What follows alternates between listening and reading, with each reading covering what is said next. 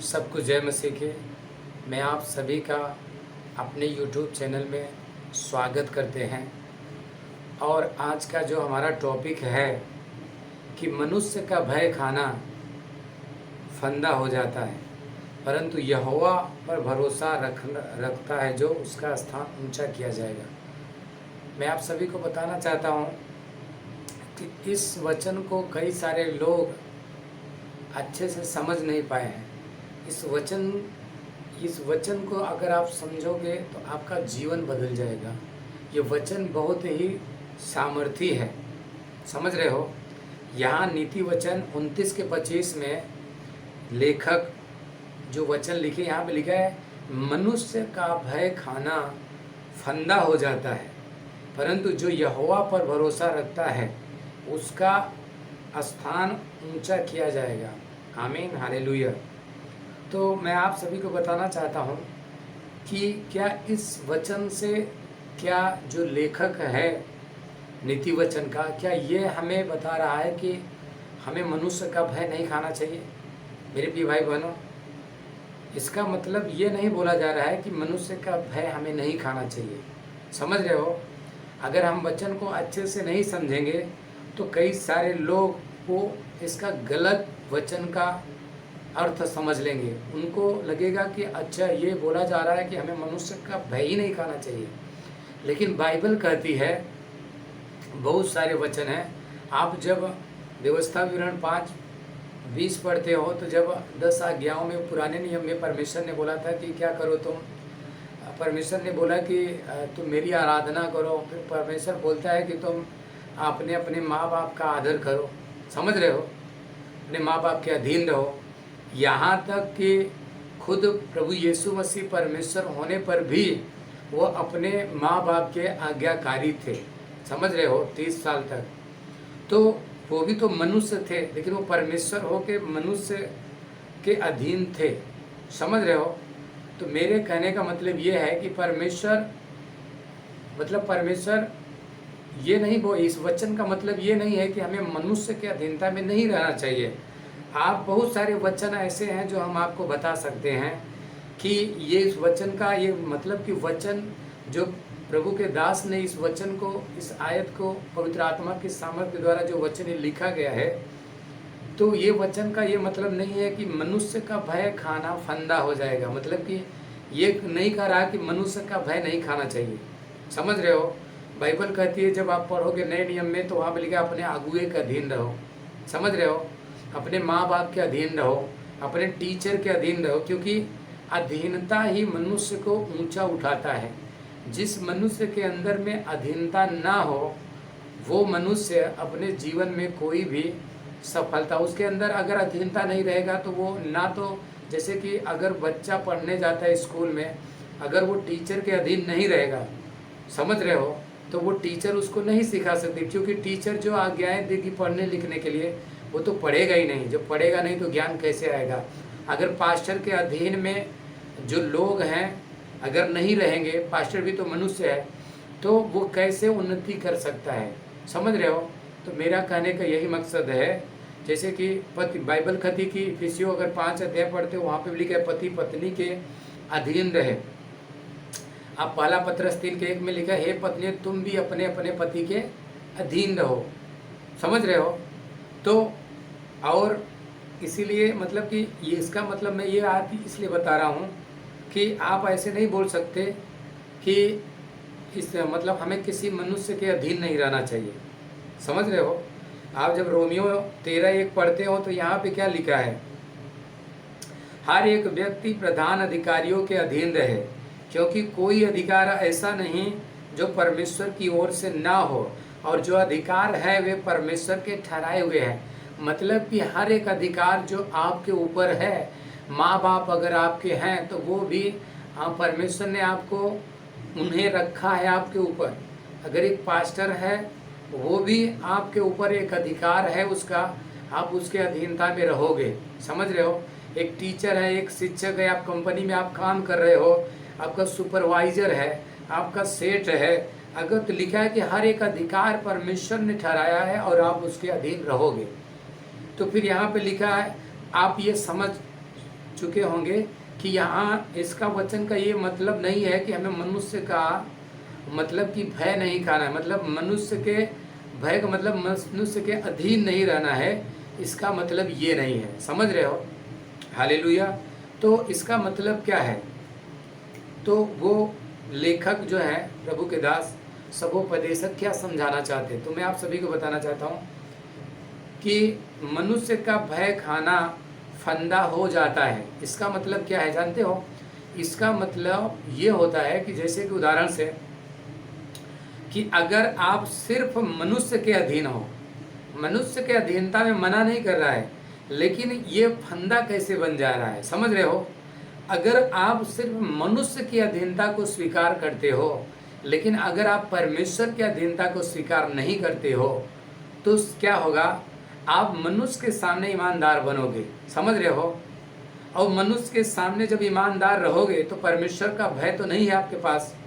ध्यान देना, बहुत ध्यान से इस वचन को सुनना। अगर आप सिर्फ कोई भी व्यक्ति हो, ठीक है, जैसे उदाहरण से एक औरत है, एक पत्नी है जो अपने पति के अधीनता में रहती है, पति के आज्ञाओं में रहती है, लेकिन अब ये सोचने की जरूरत, जो मनुष्य जो है सर्वव्यापी नहीं है। समझ रहे हो? मनुष्य की सीमित है। मनुष्य जब आपको देख रहा है कि आप कैसे हो तब सही है, समझ रहे हो? लेकिन आप मनुष्य के नज़र से जब हट जाते हो तो मनुष्य नहीं देख रहा है, समझ रहे हो? और उसके बाद वो कुछ भी गलती करे, उदाहरण से मैं किसी पे दोष नहीं लगा रहा हूँ, आप न्यूज़ उठा के देख लो, और ऐसे गांव, समाज, देश, शहर, कहीं भी आज बहुत सारे तलाक हो रहे हैं और बहुत सारे पति पत्नी में झगड़ा लड़ाइयाँ होती है, और ऐसे बहुत सारे आप न्यूज़ सुनोगे कि किसी की पत्नी ने किसी के पति को धोखा दे दिया, या फिर पति पत्नी को धोखा दे दिया, या फिर किसी की लड़की, जैसे कि उसके बेटा बेटी जवान है, वो भाग गए। हाँ, ऐसे बहुत सारे आप किस्से सुनेंगे, समाचार सुनेंगे, गलत समाचार। इसका कारण क्या है? इसका कारण मेरे प्रिय भाइयों बहनों एक ही चीज़ है। वो क्या है कि मनुष्य का भय खाना फंदा हो जाता है। कैसे? मनुष्य के अधीनता को परमेश्वर मना नहीं कर रहा है, लेकिन जब सिर्फ मनुष्य की अधीनता को आप स्वीकार कर रहे हो, लेकिन परमेश्वर की अधीनता को आप स्वीकार नहीं कर रहे हो, वो आपको फंदे में डालेगा। उसका कारण ये है क्योंकि मनुष्य सीमित बुद्धि है। मतलब मनुष्य जो अपनी आंखों से देखता है, ठीक है, उसी को जानता है वो कैसा है। लेकिन अगर उसके सामने अगर वो हट गया, जैसे उदाहरण से कि माँ बाप अपने बच्चों को स्कूल भेजता है, समझ रहे हो? स्कूल वो भेज दिया, लेकिन वो विश्वास पे भेजा है ना कि हाँ मेरा बच्चा पढ़ने जा रहा है, लेकिन पता चला उसका बच्चा रास्ते में गलत कामों में लिप्त हो गया। समझ रहे हो? वो बेविचार में है, गंदे कामों में है। तो माँ बाप तो सर्वव्यापी नहीं है ना, कि मतलब माँ बाप हम उनको देखे वो क्या कर रहे हैं, समझ रहे हो? तो वो लड़का क्या कर रहा है, माँ बाप के सामने तो अधीनता स्वीकार कर रहा है अच्छे से, लेकिन जब वो अपने घर से निकला तो फिर अगर उसके अंदर ईश्वर का भय नहीं है, समझ रहे हो, तो वो क्या करेगा? उसको क्या लगेगा? उसको लगेगा मुझे तो कोई देख ही नहीं रहा है। तो वो फिर क्या करेगा? वो क्या करेगा?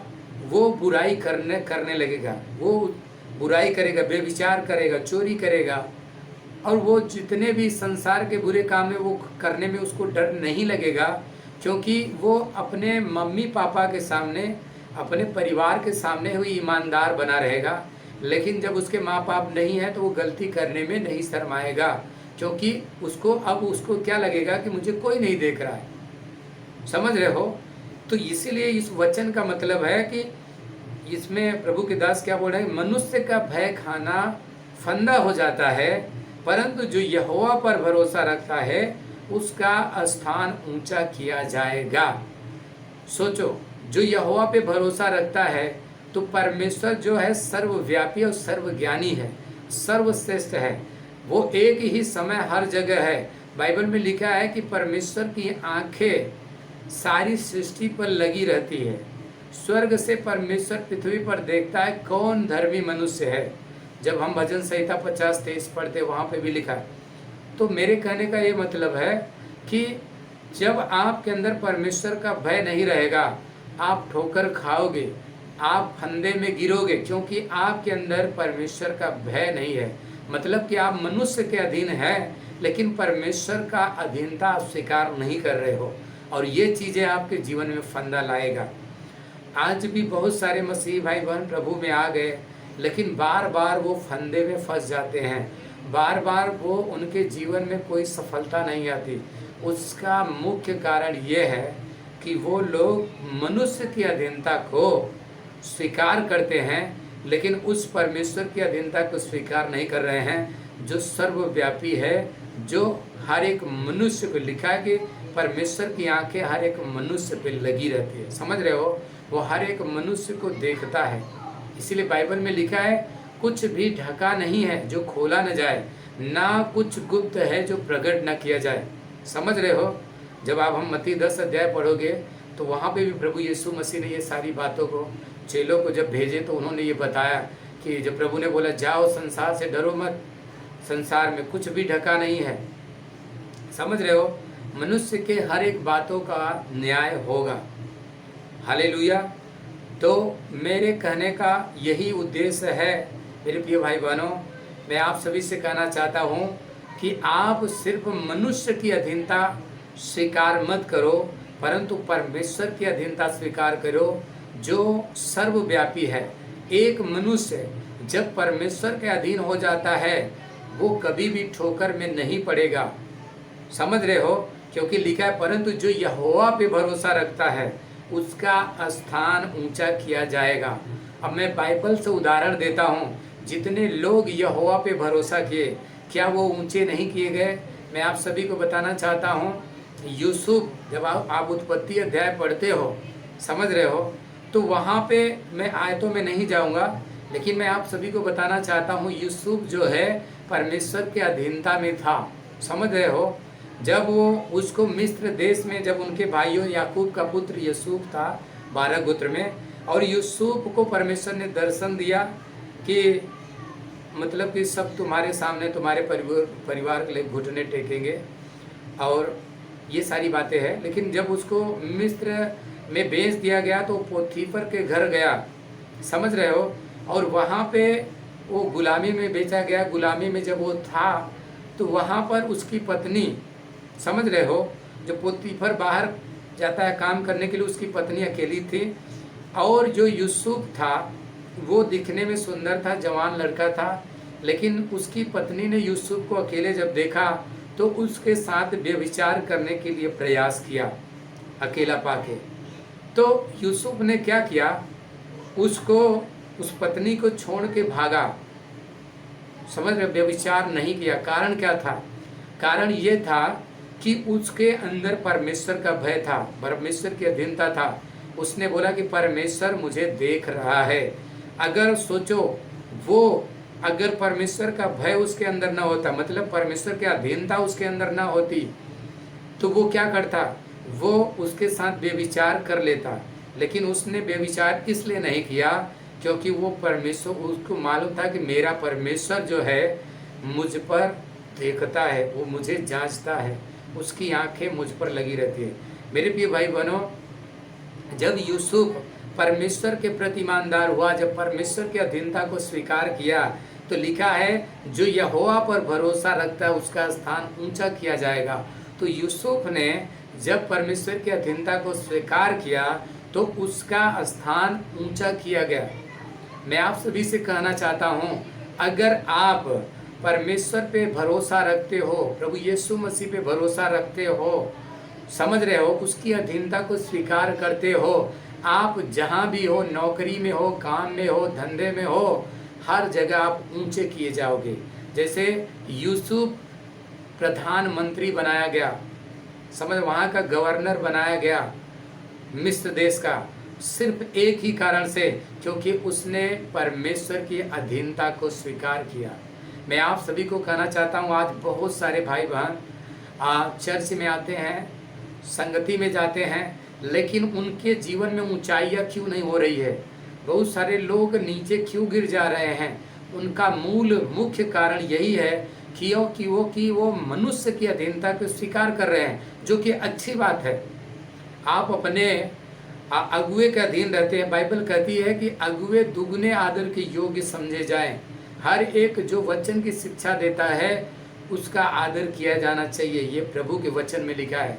लेकिन मैं आप सभी को बताना चाहता हूँ, सिर्फ पास्टर के अधीन हो, लेकिन परमेश्वर प्रभु यीशु मसीह का अगर आपके अंदर अधीनता आप नहीं स्वीकार रहे हो, तो आप ठोकर के में पड़ोगे, आप फंदे में पड़ोगे। समझ रहे हो? आजकल चर्चों में बहुत सारे लोग बेविचार में गिर जा रहे हैं। उसका कारण मूल क्या है? उसका कारण यही है कि आप पास्टर के सामने, ठीक है, आप अच्छे बन रहे हो, आप संगति के लोगों के सामने अच्छे बन रहे हो, लेकिन आप में जो गुप्त में काम करते हो, बाइबल कहती है कि परमेश्वर गुप्त में देखता है तुम क्या करते हो। परमेश्वर तुम्हारे जीवनों को जांचता है। मैं आप सभी को कहना चाहता हूँ मेरे प्रिय भाई बहनों, जब आप इस वचन को सुन रहे हो तो बाइबल इब्रानियों में 4 अध्याय में लिखा है कि जब तुम वचन को सुनो तो अपने मन को नम्र करो, कठोर मत करो। समझ रहे हो? आज जब इस वचन को सुन रहे हो, सुनने वाले से मैं कहना चाहता हूँ मेरे प्रिय भाई और बहनों, बड़े बुजुर्गों, जो भी भाई बहनों, मैं आप सभी से कहना चाहता हूँ, सिर्फ मनुष्य की अधीनता में रहोगे तो आप ठोकर खाओगे। कारण क्या रहेगा? कारण ये रहेगा क्योंकि मनुष्य सीमित है। समझ रहे हो? वो सर्वव्यापी नहीं, एक समय हर एक मतलब आपके साथ हर जगह नहीं रह सकता। समझ रहे हो? लेकिन परमेश्वर, बाइबल लिखा है 20:27 में, मनुष्य की आत्मा परमेश्वर का दीपक है। समझ रहे हो? जो तुम गलती करते हो, जो तुम सोचते हो, वो भी परमेश्वर तुम्हारा जानता है। बाइबल में लिखा है कि मनुष्य के मन की ऐसी कोई बात नहीं जो परमेश्वर नहीं जानता। नीति वचन 17 के 3 उनमें लिखा है, वहाँ में लिखा है कि सोने के लिए भट्ठी, ऐसे लिखा है, नहीं, सोने के लिए कुठाली और चांदी के लिए भट्टी, ऐसे कुछ लिखा है, परंतु मन को तो यहोवा जांचता है। यूहन्ना जो पत्री लिखा है 3:20 में लिखा है, परमेश्वर हमारे मन से बड़ा है और वो हमारे मन की हर एक बातों को जानता है। और जब इब्रानियों अध्याय पढ़ोगे, आप 4:13-14 में जाओगे तो वहाँ पे लिखा है, परमेश्वर से कोई भी बात ऐसे नहीं है जो वो नहीं जानता है। समझ रहे हो?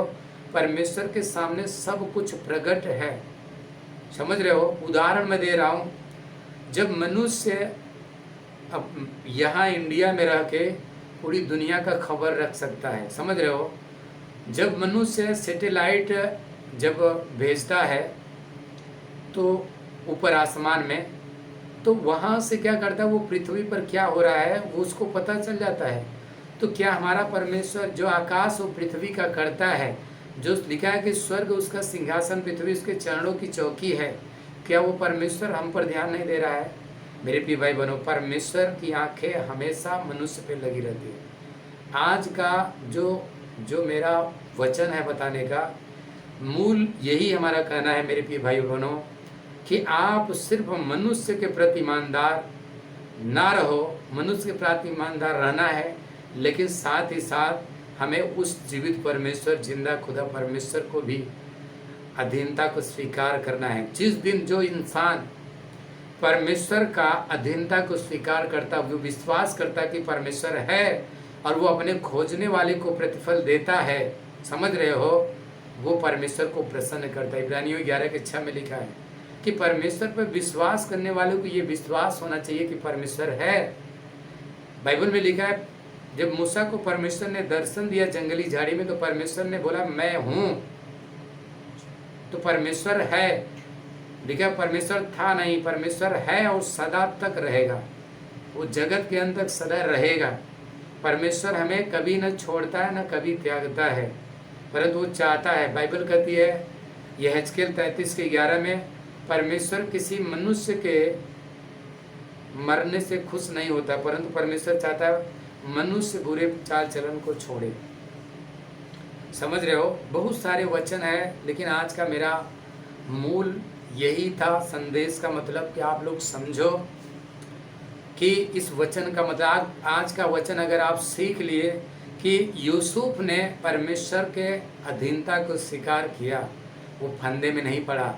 अगर वो परमेश्वर का डर नहीं होता, परमेश्वर का प्रेम नहीं होता, परमेश्वर की अधीनता को नहीं स्वीकार करता, तो वो पोतीफर की पत्नी के साथ गलत करता।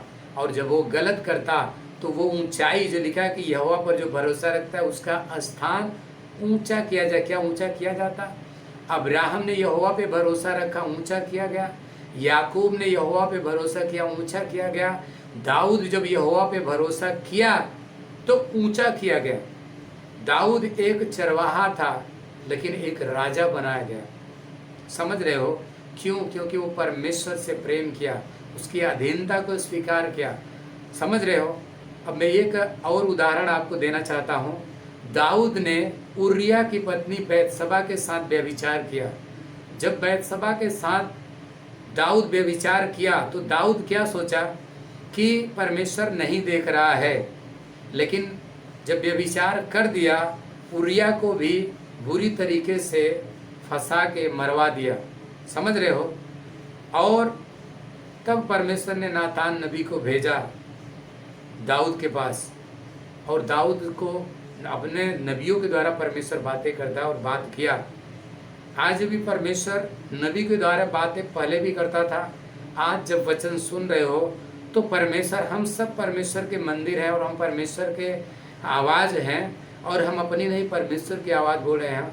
हो सकता है आपके जीवन में कुछ ऐसे पाप होंगे जो आपको लगता होगा कि कोई मनुष्य नहीं देख रहा है।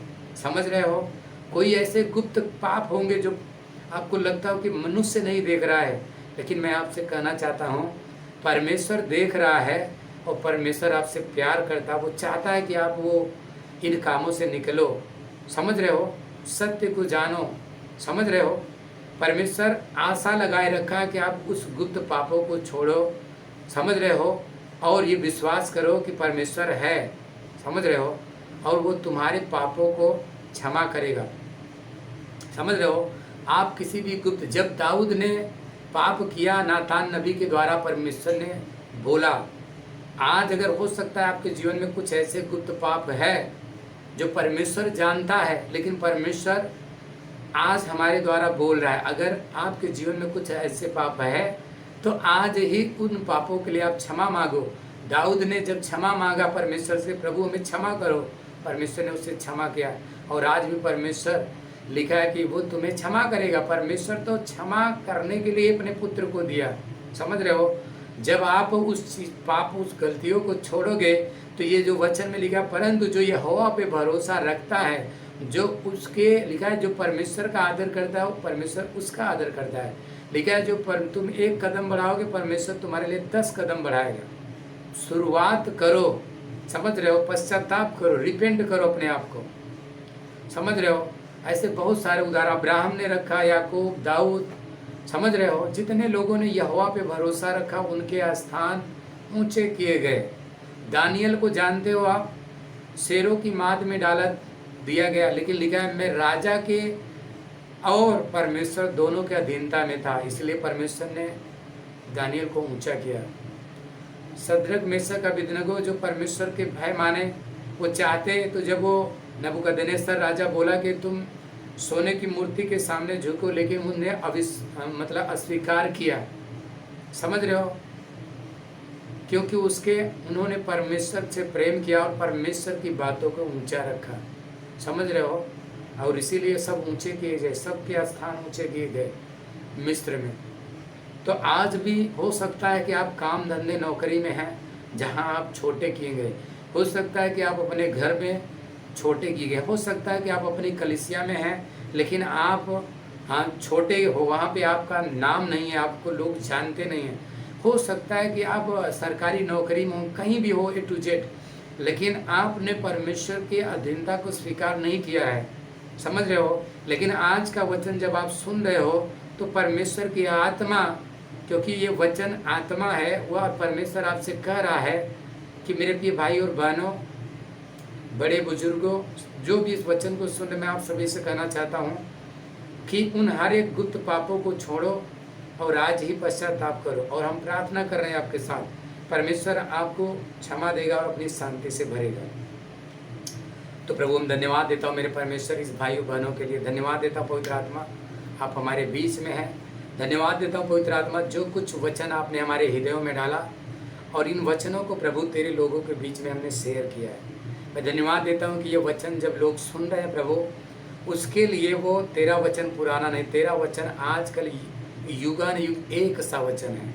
जब इन भाई बहनों ने इस वचन को सुना और इनको अपनी गलतियों का पश्चाताप हुआ कि हम यहाँ पर गलत हैं, यहाँ पर मैंने गुप्त पाप किया, परमेश्वर के विरोध में गए, तो परमेश्वर मैं धन्यवाद देता हूँ प्रभु कि तूने अपने पुत्र को इस संसार में इसीलिए भेजा ताकि मनुष्य क्या करे, अपने पापों को क्षमा के लिए प्रभु यीशु मसीह पे विश्वास करें। ठीक है, मैं धन्यवाद देता हूँ पवित्र आत्मा परमेश्वर इन भाइयों बहनों को जो लोग इस वचन के सुनकर अपने मन में पश्चाताप किया और उन्होंने बोला कि हाँ परमेश्वर मैं आज से प्रभु मनुष्य की अधीनता में तो रहूँगा लेकिन साथ में प्रभु हम तुझे सबसे ऊंचा रखूँगा। परमेश्वर पिता प्रभु यीशु मसीह पवित्र आत्मा को सबसे ऊंचा रखूँगा आज के बाद। परमेश्वर जब ये लोग अंगीकार कर रहे हैं अपनी गलतियों को, मान रहे कि हे परमेश्वर मैंने जो आज तक प्रभु तेरी अधीनता को स्वीकार नहीं किया, प्रभु आज ही इन भाई बहनों को प्रभु पवित्र आत्मा परमेश्वर प्रार्थना करते मेरे पिता आप इनके हृदयों में छुए प्रभु जी और परमेश्वर अपनी शांति से भर दीजिए। मैं धन्यवाद देता हूँ पवित्र आत्मा परमेश्वर इन भाइयों बहनों के लिए प्रभु विनती करते हैं प्रभु जी इनको छू लीजिए पवित्र आत्मा यीशु के नाम से, इनके पवित्र आत्मा इन्हें हृदय को छू प्रभु जी। उन हर एक जहाँ जहाँ ये लोग बुरे काम में फंसे हुए प्रभु जी, उन हर एक गुप्त पाप कराने वाली गंदी आत्माओं को प्रभु तेरे दिए हुए अधिकार में खड़ा होता हूँ यीशु के नाम में मैं तोड़ता हूँ हर एक गंदी आत्माओं को, चाटता हूँ यीशु के नाम में in the name of Jesus. पवित्र आत्मा तेरी आग को भेजता हूँ। पवित्र आत्मा जब इन भाई बहनों वचन सुन रहे प्रभु जी, तेरी आग प्रभु छुटकारा दे रहा है यीशु के नाम में। मैं डांटता हूँ यीशु के नाम से जो भाई बहन ये स्वीकार करते हैं कि हाँ परमेश्वर आज से जैसे यूसुफ ने प्रभु आपकी अधीनता को अपनाया वैसे मैं भी पिता आपको देखकर मैं आप पर आशा रख के जीवन चलाऊंगा। मैं ये विश्वास करता हूँ मेरे पिता कि तू मेरे साथ है और तू मुझे देखता है प्रभु, मैं तेरे प्रति ईमानदार बनूंगा। प्रभु आज ही प्रभु स्वर्गीय शांति और छुटकारा इनके भाई बहनों के जीवन में आने पाए। मैं धन्यवाद देता हूँ मेरे पवित्र पिता कि आपने इन भाई बहनों को छुआ है और इन्हें आशीषित किया है और मैं कोटि कोटि धन्यवाद देता हूँ। मेरे भी भाई बहनों, परमेश्वर ने आपको क्षमा किया और परमेश्वर ने अपनी शांति से भरा और आज से आप ये बोलो मैं धन्यवाद देता हूँ प्रभु कि आप हमारे साथ हैं और हमारी ऊपर आपकी आंखें लगी रहती, आप हमें देखते हैं प्रभु और पवित्र आत्मा हमारी आप हेल्प करें ताकि हम ऐसे गलत कामों में न जाने पाए। तो हर एक बातों के लिए धन्यवाद देता हूँ प्रभु यीशु मसीह आज के इस वचन के लिए। और जब आप इस वचन को आप सुने हो, अगर मेरे प्रिय भाई बहनों इस वचन के द्वारा आप लोग आशीष पाए हो तो उन भाई बहनों के पास जरूर भेजो ताकि जो कोई भाई बहन गुप्त पापों में है, समझ रहे हो, वो इस वचन के द्वारा उनका छुटकारा हो और उनको आज़ादी मिले। तो परमेश्वर आप सभी को बहुत आशीष दे और इस वीडियो को आप लोग शेयर करो। आमीन। परमेश्वर आप सभी को आशीष दे। आमीन आमीन। हालेलुया। Thank you Lord.